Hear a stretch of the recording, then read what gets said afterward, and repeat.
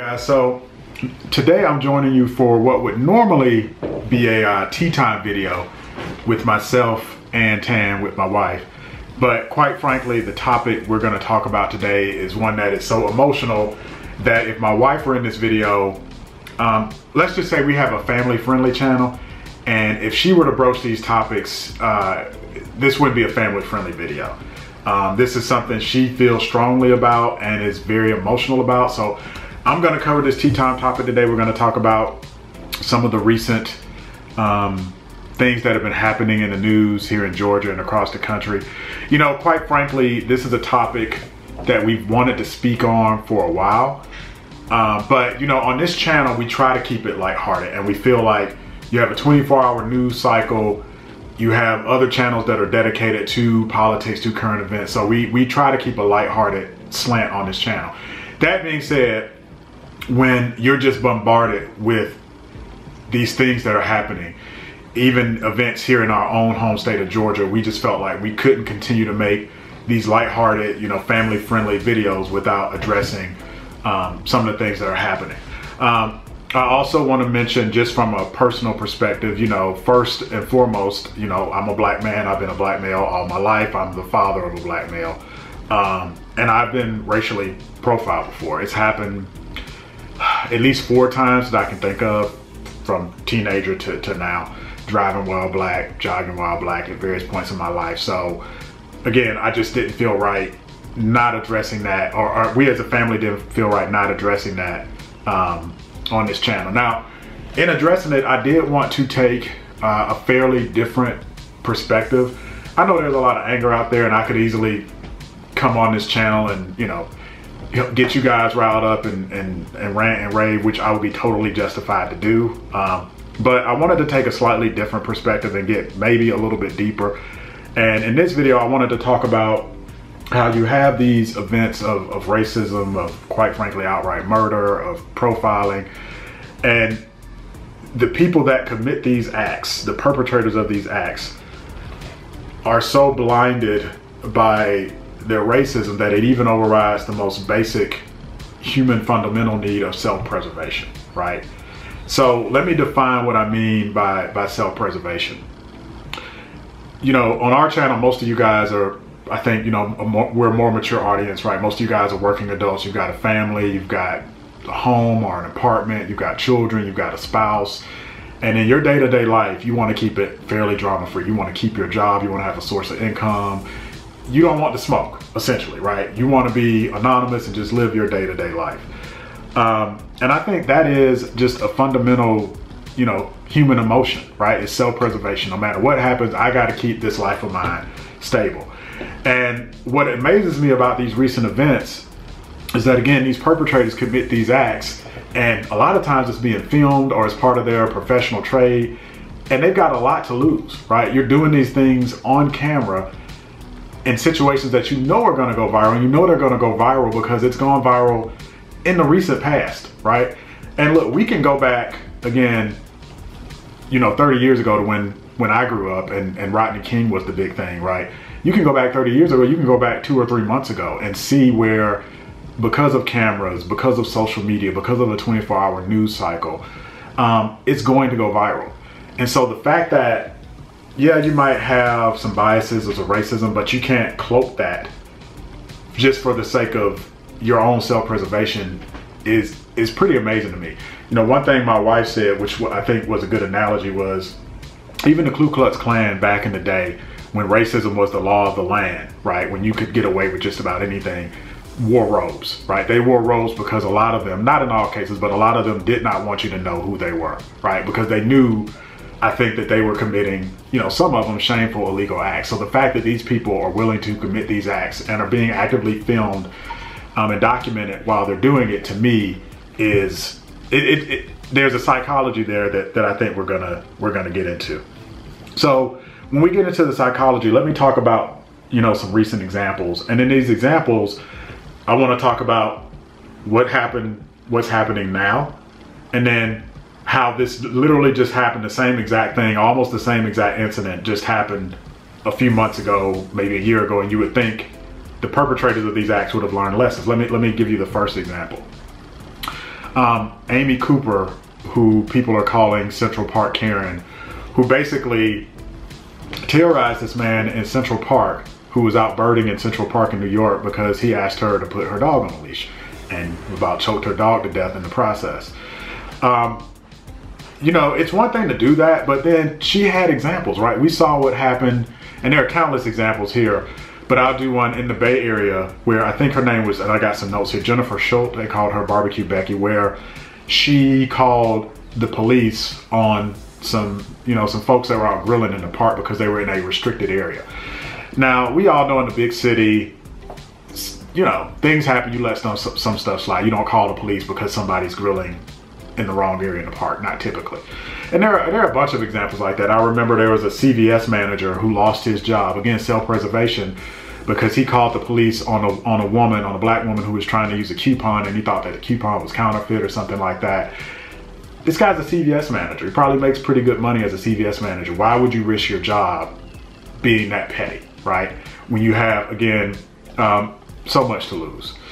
Why would you risk it all with that stupid phone call to the police? Just the lack of self-awareness is astounding. And again, there's a psychology there. A very similar incident in Minneapolis. Tom Austin, who's a businessman, who, you know, he's a businessman. He's got an office with other offices, and they had a gym in that office, and he straight up racially profiled a group of black men who also worked out of that office and were using that gym, and basically questioned them about their right to be there. That is pretty egregious in and of itself, but again, okay, you may be tempted to do that, but you don't see other examples of where that has not worked out for people in the past. And I'm going to go back to the incident at Starbucks. That was probably a year or so ago now, where that manager lost her job because she called the police on some, you know, young black men that were in Starbucks waiting. It was a business meeting, and they were waiting on someone. And, you know, in all these incidences, or in a lot of these incidents, you're being filmed. It's going to go viral.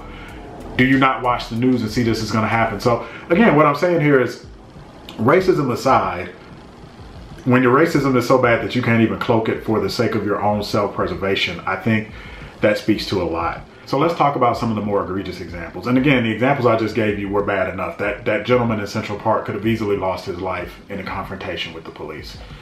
You know, there's focus and there's a lot of talk about, you know, what you should tell your sons about dealing with the police, right? Young black males, and I've certainly had that conversation with my son. But it's women too. Women are also being equally victimized. Black women are being victimized. Obviously, we have the story of Breonna Taylor in Kentucky. And in this example, you know, so far I've been talking about civilians, you know, being racially profiling. This is the first example where I'm really talking about, you know, professional police organizations doing this. And we see this, again, not just with black women, but with black men. Almost carbon copies of, not just with black men, but with black women. Almost carbon copies. Certainly Sandra Bland, but even more so, Katherine Johnson, who you may not remember because I think that was back in 2005, 2006, that was here in Atlanta. Just like Breonna Taylor, it was this no-knock warrant situation where they, you know, this elderly woman was living by herself in Atlanta, and they did a no-knock warrant and essentially killed this woman. Tatiana Jefferson, who I think she had left her doors open at her house and was playing video games with her nephew, and one of the neighbors called the police just to do a wellness check because the door was open, and he ended up killing her. So you've got some examples, again, of black women being victimized, and also the situation of the quote-unquote no-knock warrant, or the police being overly aggressive. And I want to say this too while we're talking about police. This is in no means, I am very supportive of police. They have probably one of the, if not the most difficult jobs in the world. I think police should be paid more. I think they should have the best equipment money should buy. I think they should have any tools that they have a stressful job, so any tools that they need to de-stress and take them away from that. You know, what I would just ask is that police organizations train and learn from what has happened in other situations. The other thing that I think leads to a lot of these bad interactions with police is the war on drugs. A few videos back, and it wasn't a particularly deep video, but I mentioned in that video that I thought drugs should be legal. And got some good comments. I did get a couple of people, and they weren't rude. You know, I enjoyed the back and forth, so I appreciated the comments, but they said, you know, I don't think any drug should be legal. You have gateway drugs. And I get that. My only thing, and it's a big thing, I shouldn't say my only thing, is that the war on drugs has created this environment where obviously the rates of incarceration are higher and longer for African Americans, but also the situation where you have busts, where you try to raid these houses and you have these no-knock warrants. And so, you know, the war on drugs has really done what was designed to do during the Nixon administration, and this is documented by one of Nixon's former aides. It has, you know, decimated the African American community. And so that's one of the reasons. It's not necessarily because I'm pro-drug. I think, you know, hard drugs are very, very harmful, but I just see it's done more damage than good, particularly to the African American community. So another one that obviously is one of the most egregious is Ahmaud Arbery here in Georgia. That one obviously is, again, Trayvon Martin, you know, 2020, right? Almost the same thing, where you have these people that are essentially acting as vigilantes. One of the interesting things, again, I talked about, let me go back to that theme of self-preservation. The guy that filmed it, I remember seeing a couple of press conferences where he was essentially almost in tears because he felt victimized because he was part of it. And he actually has been charged now. But on the one hand, you're, you know, crime victim on TV with your lawyer, but then why were you out there? You got to look at what could happen. If I confront somebody with a sawed-off shotgun and a .357 Magnum that's jogging and minding their own business, what is the potential outcome going to be in my life, right? We've all had situations where you might see somebody that's suspicious walking down the street or, you know, in your neighborhood, and you don't go, that's not where you take it. And that was clearly a case of racial profiling. Ahmaud Arbery was jogging down the street. He didn't have a car. He probably had on very light clothes. What could he have been stealing from a house that's under construction? And finally, you have George Floyd, which is almost a carbon copy of Eric Garner. Again, this is not to bash the police. I just think policing organizations and individuals, there's organizational change and then there's the individual. I can't really talk about the organization, but the individual, right? That police officer that has a career as a police officer should have looked at that situation and he said, you know what? Yeah. Now that guy his wife has filed for divorce. He's basically ripped the country apart from his single stupid action. So again, where is the self-preservation? And that's, you know, we would be on here for 2 or 3 hours. We could talk about Amadou Diallo. We could talk about Philando Castile. We could talk about Tamir Rice, Botham Jean, the Central Park 5. The list goes on and on. Now, when I talk about self-preservation, I know what a lot of you are going to say. You're going to say, well, like George Zimmerman, for example, he got away with it, right? And that's why they keep doing it. And that is absolutely 100% true and part of the issue to a point. The only thing I would say to that, though, even with like a George Zimmerman, right, his life was essentially ruined. Because again, you got to think about self-preservation.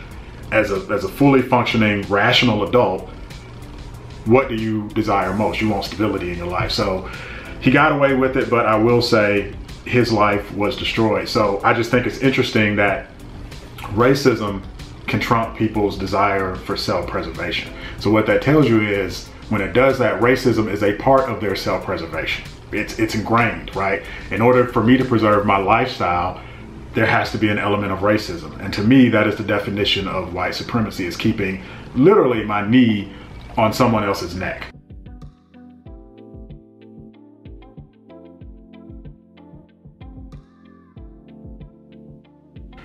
The next thing I want to talk about is the protesting, which some people are going to call rioting or looting. There were actually protests in our neighborhood last night. You know, it started in downtown Atlanta, moved, we're on the north side of Atlanta. It moved here. I was awoken by the sound of sirens and helicopters. I'll actually put in some footage. I went for a walk this morning and got some footage, so we'll put that in right here. So here we see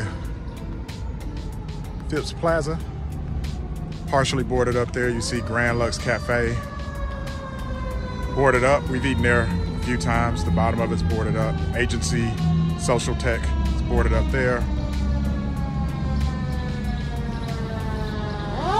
Barricades are up so you can't drive into the mall. You see the broken out windows. All that's broken out and damaged. Boarded up.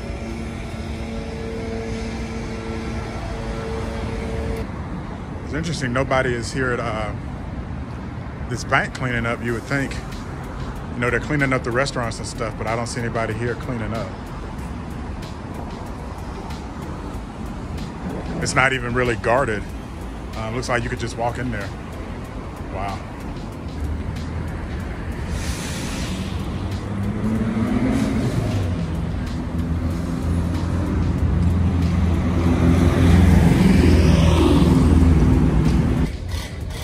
Jeweler here was hit.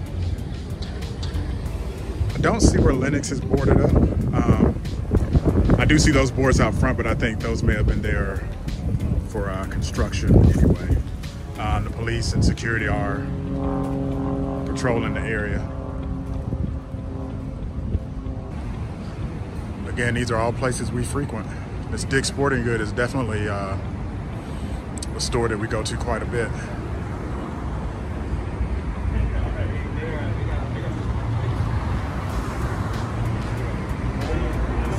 And you see our neighborhood Target is, it doesn't look like they were damaged from this angle, but you're not getting in there, as you can see. What I find interesting about the protesting is, you know, protesting is as American as apple pie. We can go back to the start of the Boston Tea Party, and protesting in this form is really almost more of a far-right issue, a conservative issue, if you think about it, because oftentimes in the political spectrum, the far right is very much about small government. They don't want the government to overreach. If you think about the people protesting and storming the Capitol, essentially, about not wanting to wear masks. I think that was in Michigan, you know, guns in hands and fully armed, you know, essentially protesting there. I've seen other examples in the recent past where people protested on the far right about having their land taken away by the government. So if you think about people protesting about the overreach of the government, this is clearly in that spectrum. There's nothing more overreaching about the government than the police actively acting as an armed occupying force and killing people. You think about things like Philando Castile, that should have been a gun rights, you know, a gun rights NRA far right issue. So these are all things that, you know, I don't want to sit here and say I'm in favor of destruction of property. When I went for the walk this morning, I got really sad. I'm not going to say it's right, but I get it. I get it, especially when, you know, Colin Kaepernick, you protest peacefully, there's no results. As a matter of fact, I read probably the dumbest quote that I've seen so far, and I'm paraphrasing here, but they asked the owner of the Minnesota Timberwolves about what was going on, and he basically said that he understands why people are protesting, but they should do it peacefully and they should pray or something to that effect. And I'm like, but Colin Kaepernick did that.